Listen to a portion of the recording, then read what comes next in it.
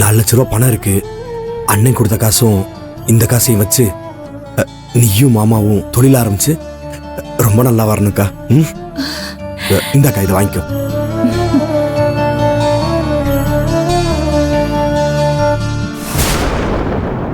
ஆமா அண்ணி, நீங்க ஆசைப்பட்ட மாதிரி சீக்கிரமா சொந்தமா நீங்க ஒரு கடை ஆரம்பிச்சு பெரிய ஆளா வரணும். ரொம்ப நன்றி செல்வி. வேலுவும் நீயும் சொன்ன மாதிரியே செஞ்சிட்டீங்க. நான் உங்களுக்குலாம் என்ன கைமாறு செய்ய போறேனே தெரியல.